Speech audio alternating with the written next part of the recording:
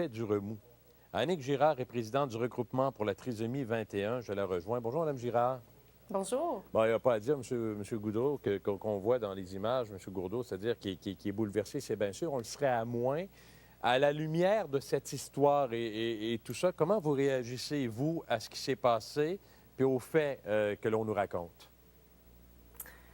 Écoutez, du côté du regroupement pour la trisomie 21, nous, ce qui vient nous chercher dans cette histoire-là, c'est le moyen utilisé pour immobiliser une personne qui a la trisomie 21. Alors, dans ce cas-ci, c'est le taser. Le taser soulève un malaise initialement. Donc, il y a déjà eu bien des des événements dans l'actualité qui ont soulevé bien des malaises à ce niveau-là. Alors là, il y a un nouvel événement qui met en lumière tout ça. Alors, comment ça nous fait réagir? Il n'y a personne d'entre nous, en tant que parents, qui voudrait voir l'utilisation de cet outil-là envers son enfant. Donc, c'est sûr que nous aussi, on réagit fort. Or, la situation, on ne la connaît pas au complet. On n'était pas là, on ne connaît pas tout le contexte. Alors, c'est difficile aussi de savoir, de pouvoir se positionner quel était le moyen nécessaire à utiliser à ce moment-là. On voit on constate qu'il y avait 4 personnes, 4 intervenants qui étaient dans la pièce avec une personne qui a la trisomie 21. Le taser a été utilisé, or la personne ne menaçait la vie de personne d'autre à ce moment-là. Donc, est-ce que lorsqu'il y a crise, on ne peut pas plutôt essayer d'attendre que la crise passe? Là, vous allez nous aider à comprendre un peu, bien sûr. Puis en même temps, je m'étonne, puis je vous poserai la question dans un instant. J'ai plein de gens qui réagissent. Correct qu'on ait fait cette utilisation-là, pas correct. Sachant pertinemment, et vous parlez des problèmes avec le taser, je sais qu'il y a souvent des gens qui vivent des différences, qui vivent des problématiques de déficience, qui sont soumis à une médication. C'est peut-être contre-indiqué avec l'utilisation d'un appareil comme celui-là, entre autres choses, peut-être pas non plus. Puis je m'étonne de voir qu'on n'ait pas d'autres moyens en centre de réadaptation. Et vous saurez me le dire dans un instant. Mais d'abord, la trisomie 21, là, l'individu dont on parle a 45 ou 46 ans.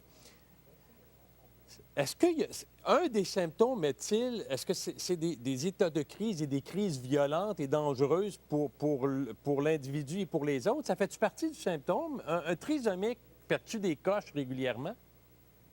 Non, je vous dirais d'emblée non. Une personne qui a la trisomie 21, c'est un individu, sont tous différents, sont atteints de différentes choses. Non, pas du tout.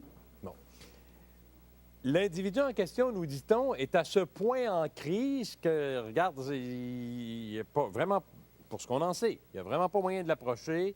Il est menaçant, il est probablement dangereux pour lui-même et pour les autres. Les policiers peuvent lui donner des consignes en disant, bien, écoute, couche-toi là, on ne te fera pas de mal, laisse-toi, etc. Est-ce que quelqu'un qui est atteint de trisomie est en mesure de comprendre les consignes qu'on lui donne? Très bonne question. Est-ce que quelqu'un qui est en crise est à même de comprendre les consignes qu'on lui donne? C'est surtout ça qui nous intéresse. Toute personne qui est en crise n'entend plus, n'a plus sa raison. Donc, est-ce que la trisomie est importante dans ce cas-là? Je ne suis pas certaine. À ce moment-là, vous remettriez en question l'utilisation du taser pour n'importe qui est en crise, pas seulement quelqu'un qui est atteint de trisomie. Possiblement. Est-ce le bon moyen? Possiblement qu'il faut remettre ça en question. Est-ce que quelqu'un qui est atteint de trisomie, vous représentez des gens, vous en rencontrez des gens qui ont des enfants qui sont jeunes, qui sont moins jeunes, parce que la trisomie, ça ne passe pas avec l'âge, là. Est-ce que ces gens-là sont est-ce que c'est un maillon plus vulnérable d'individus? Écoutez, ça dépend à quel niveau. C'est sûr qu'au départ, ils ont un handicap versus une personne qui n'a pas d'handicap. Alors oui, c'est une clientèle vulnérable, plus vulnérable que la norme, si on veut. Les personnes qui ont la trisomie 21 aussi peuvent avoir d'autres atteintes, comme par exemple, peuvent avoir une surdité, peuvent avoir un système immunitaire plus faible que la normale, peuvent avoir différentes problématiques qui, effectivement, oui, les rend plus vulnérables. L'événement se passe dans un centre de réadaptation en déficience intellectuelle de Québec. Donc, c'est un centre, c'est un établissement reconnu. Je m'étonne, je pensais que... Moi, peut-être que vous êtes probablement bien naïf. Moi, je vois des films, à un moment donné, où ils ont à intervenir sur des gens qui présentent des déficiences ou des différences, puis on leur fait une piqûre, on les endort. Je sais pas. Moi, j'avais l'impression qu'il y a 1 million de moyens pour maîtriser quelqu'un en crise en fonction de son handicap. Vous informez-vous de ça? Savez-vous comment ils peuvent... C'est rien que le taser, ils n'ont rien, ils n'ont pas d'un centre de réadaptation, ils n'ont rien pour contrer une crise de patient. Effectivement, c'est très, très surprenant.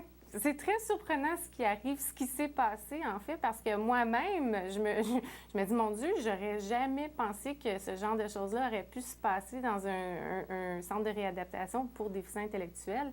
Il y a, effectivement, moi-même, j'ai étudié en éducation spécialisée, ce qui est très drôle.